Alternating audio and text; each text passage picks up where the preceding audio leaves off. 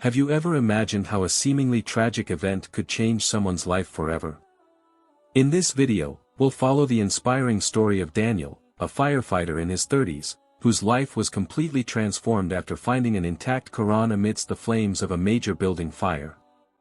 From that moment, Daniel began his spiritual journey, learning Islam, building a family, and passing on goodness to the next generation.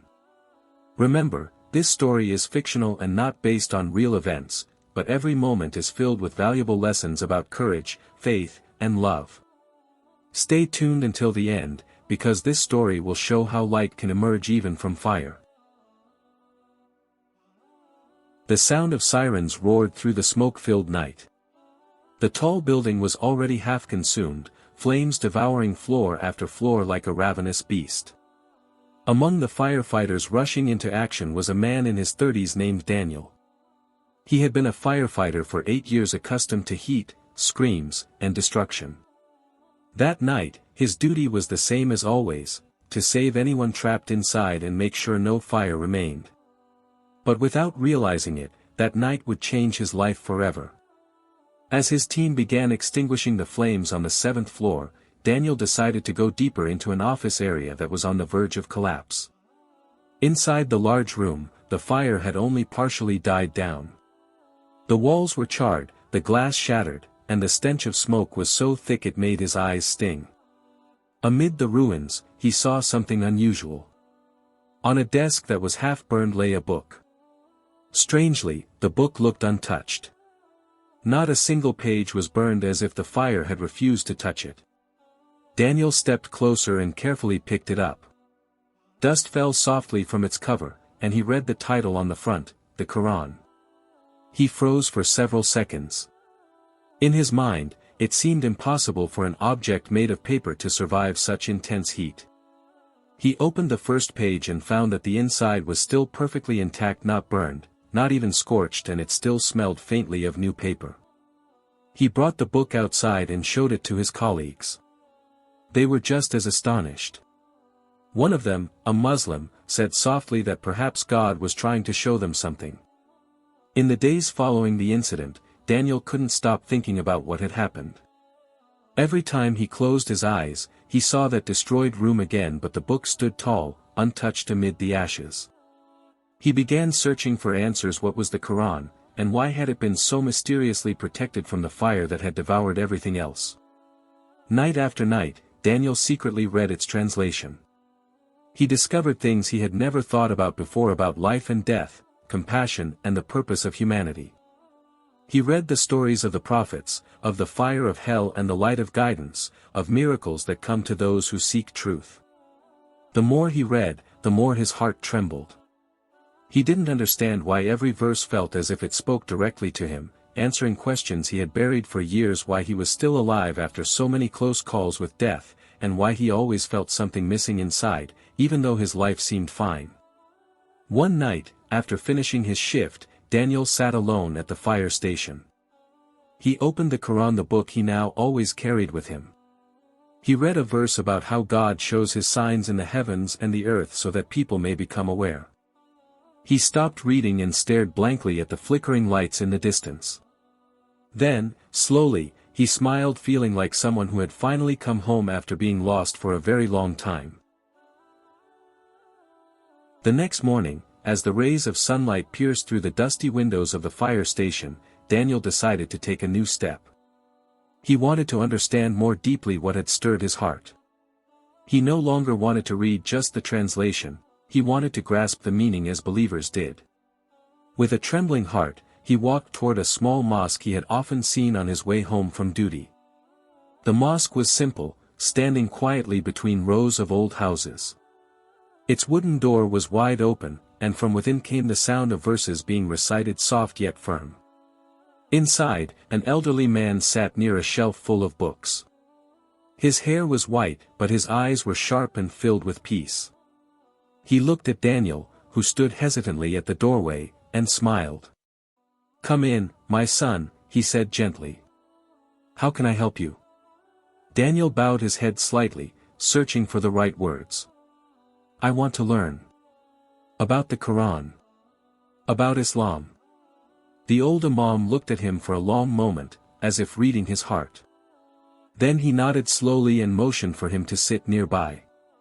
"My name is Yusuf," he said, extending his hand.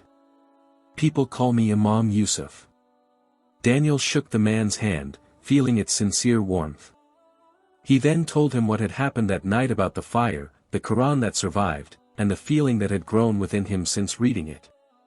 Imam Yusuf listened without interrupting, only nodding occasionally, his eyes glistening as he heard the story.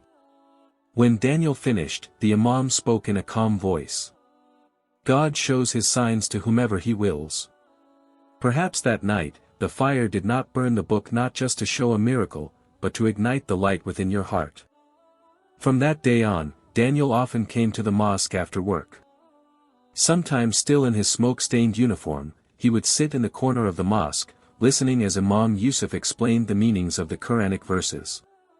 They started with the basics about the oneness of God, the meaning of prayer, the importance of gratitude and patience. What impressed Daniel the most was when Imam Yusuf said, "Islam is not just a religion to be studied, it is a way to be felt. It lives in the heart, in our actions, and in how we treat others." Daniel looked at the old man's face with deep respect. Every time the Imam spoke, he felt as though he was hearing something that had long been missing from his life. Slowly, he began learning to read Arabic letters, sounding out the verses one by one. Imam Yusuf patiently guided him, never angry even when Daniel mispronounced a word. One afternoon, after their reading lesson, Imam Yusuf handed Daniel a small copy of the Quran. Its cover was dark green, with delicate calligraphy embossed on the front. "Take this," the Imam said. "Read it whenever your heart feels uneasy. There's no need to rush. Every letter you read with sincerity will become a light for you." Daniel accepted it with trembling hands. He knew how precious the book was not because of its form, but because of the meaning it carried. Days passed, and Daniel came more frequently. He began joining the congregational prayers, feeling a tranquility he had never known before. His fellow firefighters started to notice the change in him. He was calmer now, more patient, and rarely angry. One night, after studying Quranic interpretation with Imam Yusuf, Daniel asked, "Why me? Why was it me who found that book among the ashes of the fire?" Imam Yusuf smiled and looked at him for a long time. "Perhaps," he said, "because God knew you were someone brave enough to face the fire, but not yet brave enough to face silence. The fire outside, you can extinguish, but the fire within can only be quenched once you find the water of faith." The words sank deep into Daniel's heart. From that moment on, he no longer sought to understand why it all happened, but instead, he was grateful that he had been given the chance to change.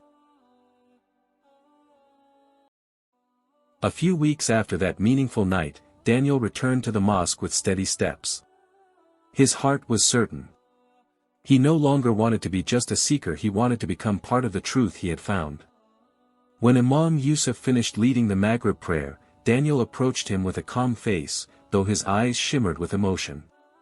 "Imam," he said softly, "I have read, learned, and reflected. I am certain. I want to embrace Islam completely." Imam Yusuf gazed at him for a long moment, then smiled warmly. Placing a firm hand on Daniel's shoulder, he said, "All praise be to God. This is no small decision, my son. But if your heart is truly convinced, then speak it with all your soul."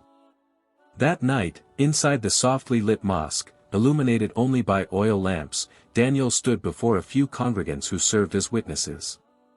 His voice trembled, yet each word came out firm and clear. He recited the Shahada, the testimony of faith, with deep sincerity. Tears streamed down his cheeks, not from sadness, but from a profound sense of relief and peace he had never felt before. Imam Yusuf embraced him tightly, and the congregation responded with takbir, praising God. That night, Daniel went home with a light heart. He felt as though all the burdens of his past had melted away in the words he had spoken. A few days later, after the Asr prayer, Imam Yusuf asked him to sit for a moment on the mosque veranda. "Daniel, there is someone I would like you to meet," he said gently. From behind the curtain of the inner room came a young woman carrying a tray of tea. Her face was soft, framed by a neatly worn hijab, and her eyes radiated calm. "This is my daughter, Aisyah," Imam Yusuf said with a smile. "She's the one who often prepares the room where we study." Daniel was momentarily surprised, then smiled politely.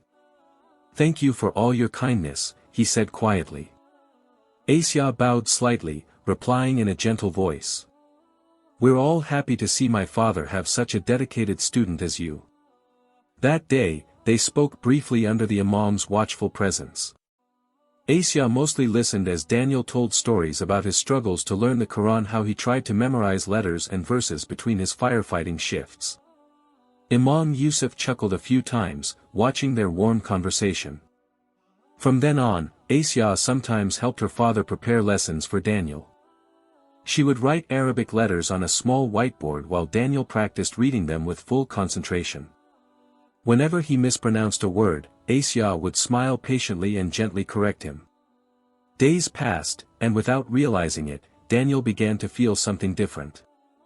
He started to look forward to their study sessions, not only to understand the holy verses, but also to see Aisyah's serene face, which always radiated sincerity. Yet he kept those feelings to himself, out of respect for the teacher who had become like a father to him. One afternoon, after a lesson ended, Imam Yusuf called him over.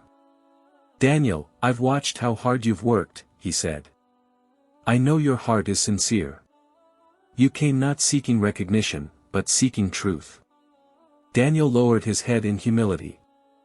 "I want you to know," the Imam continued, "that in Islam, family is part of worship. And I would like to offer something that might complete your journey." Daniel looked at the Imam, puzzled. Imam Yusuf smiled and went on. "I would like to introduce you to someone not as a student and teacher, but as potential family." Aisyah entered the room quietly, her gaze lowered. Daniel froze, his heart pounding. "If you feel ready, and if your heart is firm," Imam Yusuf said, "I wish to entrust Aisyah to you. But remember, this is not out of sympathy. It is because I have seen faith growing within you, and I believe you can guide her, just as you have learned to conquer the flames in your life." Tears welled in Daniel's eyes. He bowed his head, barely able to speak. "Imam, I don't feel worthy. I've just begun learning. I still make so many mistakes." Imam Yusuf smiled softly. "No one is perfect, my son. What matters is that you keep learning. And in that learning, love grows in the right way." A few months later, with the blessing of the Imam and the mosque community, Daniel and Aisyah were married in a simple ceremony. There was no lavish celebration, only prayers, smiles, and sincere joy. Imam Yusuf himself officiated their marriage. That day, Daniel stood before the mihrab, his hands trembling as he listened to the solemn words of the marriage vow, words that moved his heart deeper than any blaze he had ever faced. When it was done, Imam Yusuf patted his shoulder gently and whispered, "You have extinguished many fires in this world, Daniel. But today, God has given you another fire, a pure fire of love that will light your life." Daniel looked at his wife, who smiled shyly beside the Imam, and in his heart, he knew his long journey had finally found its true meaning. From the fire that burned buildings to the light that guided him toward heaven, it had all been part of a perfect destiny. The days after their marriage passed in blessed simplicity. Daniel and Aisyah lived in a small house near the mosque where Imam Yusuf taught. The house was not large, yet every corner was always filled with soft light, not just sunlight, but the light of peace and affection. Every morning, Daniel went to the fire station with a calm heart. Aisyah always prepared breakfast and slipped little notes into his pocket, prayers for safety, short verses, or simple words to remind her husband to remember God amidst the heat of the flames. And every time Daniel faced a fire, he always remembered Imam Yusuf's words, that some fires could be extinguished with water, but there were also fires that could only be put out with prayer. Their nights were spent studying and discussing. Aisyah helped Daniel improve his Quran reading, while Daniel often read aloud the meanings of the verses he had learned. They complemented each other, like two souls learning to love God through one another. Years passed. Imam Yusuf grew older, and his health declined. Yet he always smiled whenever he saw Daniel and Aisyah visiting. "I feel at peace seeing you," he said one afternoon. "You continue what I once began." Daniel held the imam's hand, his eyes glistening. "We will not stop, Imam. We will continue teaching just as you guided me." A few months later, Imam Yusuf passed away peacefully, accompanied by the prayers of all those who had been touched by his guidance and love. The mosque lost a figure who had been a beacon for many hearts. Yet his legacy did not fade, because Daniel and Aisyah continued his work. Every weekend, Daniel taught young children to read the Arabic letters on the mosque veranda. Aisyah sat beside him, helping little girls learn daily prayers. The children's laughter mingled with the recitation of sacred verses, filling the air with peace. One evening, after all the students had left, Daniel sat on the mosque steps, gazing at the sky. Beside him, Aisyah leaned gently on his shoulder. She spoke softly. "You once found light amid fire.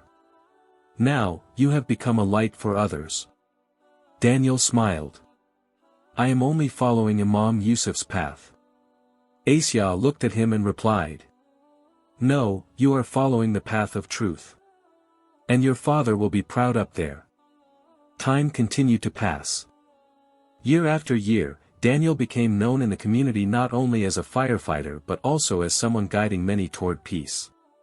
He never spoke loudly, yet every word he spoke brought calm. When their first child was born, a son they named Yusuf, Daniel looked at the baby with tears in his eyes.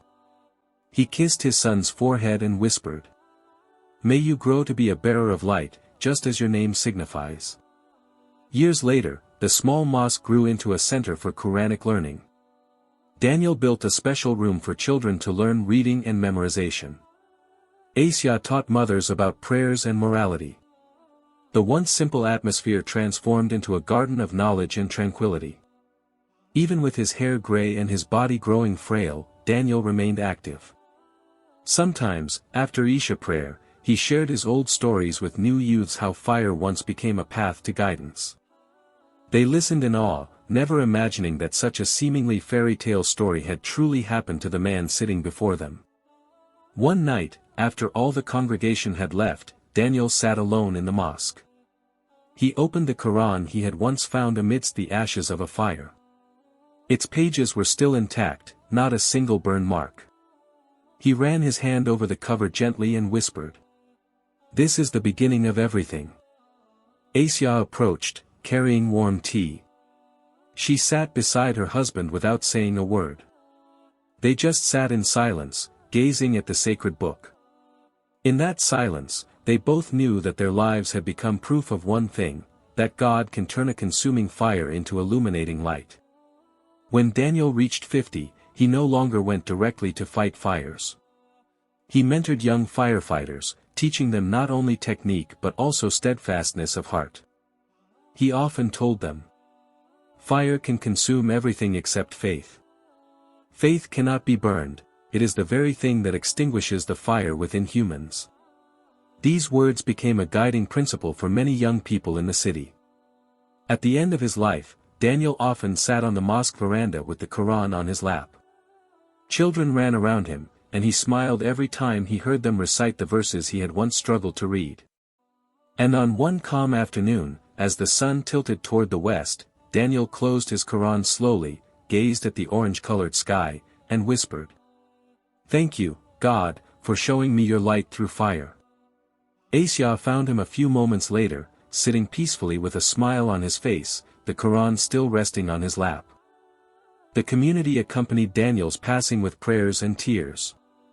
Beside his grave stood a simple stone inscribed with, "He who found light amid fire and then shared it with the world." And in the small mosque, the children's voices continued, carrying forward the legacy that began with one miracle, one book that survived the flames. Years passed after Daniel's departure.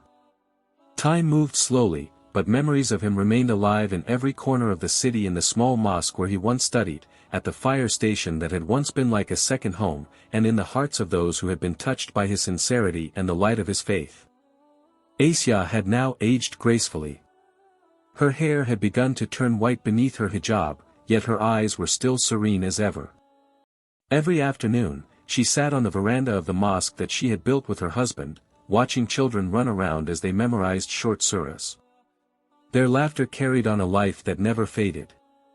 Among the children, one young man stood out: Yusuf, the only son of Daniel and Aisyah. His face radiated calmness like his mother's and determination like his father's. From a young age, Yusuf grew up under the shelter of the mosque and surrounded by love. He heard stories about his father not from books, but from the dozens of voices that testified to his goodness. One day, when Yusuf was 23, a young officer from the fire department came to their home. He brought a silver badge and a certificate of recognition. "We would like to honor your late father," the officer said respectfully. "He not only saved countless lives but also inspired a new spirit in young firefighters." Yusuf accepted the recognition with teary eyes. He looked at the emblem engraved on the metal and whispered in his heart, "Father, your struggle was not in vain." Yet Yusuf did not want to be known merely as the son of a hero. He wanted to continue his father's mission. He enrolled to become a firefighter, just like his father once had. Many opposed it, including his mother, who feared losing her only son. But Yusuf said gently, "Mother, father faced fire with prayer. I want to face the world with the same prayer." Aisyah finally agreed, with one condition: that her son always carry his father's small Quran wherever he went. Years later, Yusuf became known as one of the best firefighters in his region. But more than that, he was known as someone who always prayed before taking action. He reminded his colleagues to bring not only water but also peace. "Not all fires can be extinguished with water," he once told his team. "There is a fire in the heart that can only be put out with remembrance of God." At the station where his father had once served, Yusuf placed a framed photo, a portrait of Daniel smiling, with a small inscription below. "Fire never wins against light." One night, a massive fire broke out in an old warehouse on the outskirts of the city. Yusuf led his team through the smoke and extreme heat. Amid the flames, his eyes caught something on the floor. A small book had fallen from a wooden shelf that was about to collapse. He picked it up and placed it in his jacket before continuing his work. After the fire was extinguished, he opened the book under a street lamp. It was a small Quran, partially singed but still readable. Its middle pages stopped at one verse. "And we made from water every living thing." Yusuf stared at the verse for a long time, his heart trembling. He knew it was no coincidence. He took the book home and placed it next to his father's old mushaf. That night, he sat beside his mother, showing her the book he had found. Aisyah held it with trembling hands. "Subhanallah," she whispered softly. "God is showing his sign again, just as he did to your father." Yusuf lowered his head, tears falling on his cheeks. "Perhaps God wants to remind us that the struggle is not yet over, mother." From that night, Yusuf began teaching at the small mosque left behind by his father. He did not speak much, but his voice brought calm. He taught the children not only how to recite verses but also how to understand their meaning. And in every lesson, he always ended with the words passed down by his father. "Fire can burn everything, but it cannot extinguish faith." The mosque became lively every day. People came not only to pray but also to hear the story of a family whose life testified to God's love. On the mosque veranda stood two large trees planted by Daniel and Aisyah in their youth. Beneath their shade, children read the Quran with gentle voices, like a song that never ended. And whenever Yusuf sat alone after the Isha prayer, he opened the two mushafs kept side by side, the one his father had found amid the fire, and the one he had discovered years later. He looked at them both and whispered, "The light never goes out, Father. It only passes from one hand to another." From the first fire that burned the building to the light that now illuminates many hearts, the family's story became eternal proof that God always has a way to guide anyone toward truth. Nothing happens by chance. Nothing is in vain. Because behind every blazing fire, there is always light waiting to be discovered. Thank you for following the inspiring story of Daniel, a firefighter who discovered the light of faith amidst the flames, and the story of his family who carried forward his legacy of goodness and light. Remember, this story is fictional and not based on real events, but hopefully it can inspire us all to remain steadfast, brave, and always bring light into our lives. Don't forget to like this video, share it with your friends, and subscribe to this channel so you don't miss other inspiring stories. Also, hit the notification bell to stay updated with our latest content. See you in the next video, and may your day be filled with light.